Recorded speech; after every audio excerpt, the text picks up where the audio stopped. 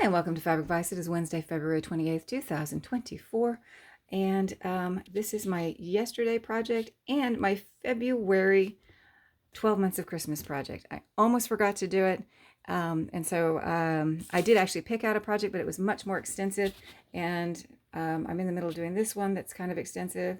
I wanted to get that other one done first because I actually need to get that one done for my friend. She wanted to give it in April. So these are jar grippers, and you can find the how-to video on that at Christine's Home Affairs. It's a really, really good video. I would recommend going out and watching it. And this is a Scrapbuster project. I looked at it for last month, but I ran out of time to do it last month. So I decided to do it this month as this project because it's a super, super quick sew, and February is almost over, so I needed that on it. So this size right here is the actual size she shows in her video. And it's a really, I like this size. It's a really good size. This one right here, just as a note, that fabric right there, I really love this fabric, but it's snowflakes and I didn't want a seasonal fabric. And I really liked the reverse side of this. So I actually sewed these. These are all the same fabrics, but this I put the opposite side out on them. So that's what I did there. On this one, this one is a piece of scrap that I didn't quite have the length. I was half an inch short, so I went ahead and sewed it up anyways. And so this is the one I'm going to use to kind of experiment with and see if I like that size, because this actually turns out to be the perfect height. And the reason for that is this is what I was using, and this is what I'm going to continue to use. So I got this at Goodwill, so I can't tell you where you might get it. Let me put that together. I can kind of show you as best I can. I ripped that, opening it up. There's the label. This is what it looks like here.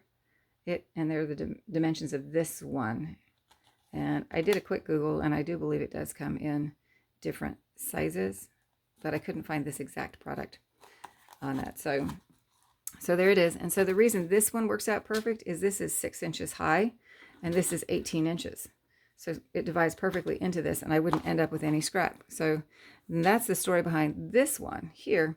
So you can see this one is a lot shorter. It's because when I cut this strip, I was able to get 2 of these out of it, and then I ended up with a 5-inch scrap on it. So I sewed it up because I don't want to waste. I sewed it up to see if it will work. So I'm going to experiment with this one too, because I have 2 more scrap pieces here that I want to sew up, and I want to see how well that works on that. So I might actually sew one up and send it to my sister of this size, so she can test it for me on that. So we'll see if that's what she wants to do. So when I top stitched, I did play with it. Just as you watch Christine's video, you'll see how she played with it. But I did play with sewing it with the gripper down and the gripper up. And I started with the gripper up, and I stitched one side, and I just didn't like it. It does stick to your presser foot. I don't have a Teflon foot.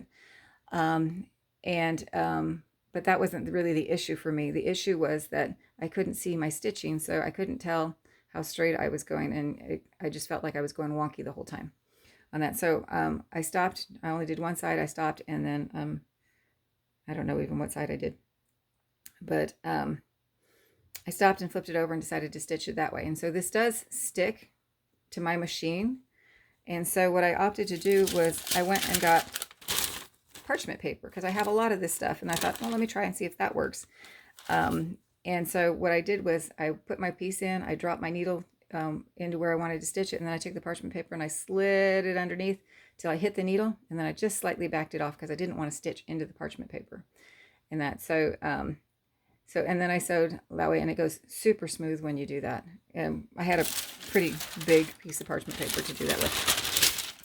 So, and then I would just, as I would sew, I would just turn the piece and then refix the parchment paper. It's fast. It sounds long, but it's not on that. The reason I kept it out of my seam was just because I didn't want to have to pick the parchment paper out when I was done. And so I tested this morning, because I did catch it a couple times, but very, very little bit while I was sewing. So I thought, well, I wonder if it will work to come out, because I don't know if parchment paper comes out. And so I took a double layer piece of fabric, and I just sewed it onto the parchment paper. It was just scrap on that, and it did come out, and it does, you do have to end up picking it a little bit, but it comes out pretty nicely. But then I thought, oh, well, wait a minute, I'm actually going to be sewing it on top of underneath the gripper here And so I sewed just an inch, not very long at all, to see if it would rip out of that. And it actually ripped out a lot easier, but that's a really limited experiment there on that. So if that's something you're going to do, you might want to test that a little bit more than what I did. I won't be doing it because that also wastes a lot of parchment paper. And if I'm just butting it up against it, I can use the same piece over and over and over again. So that's what I prefer to do. So I won't be testing that anymore, but it is interesting to note that it does come out on that. So I think that's everything. And there it is. I hope you like it. I hope it was helpful. I hope that wherever and whenever you're at, you're having a great time. And thanks for watching.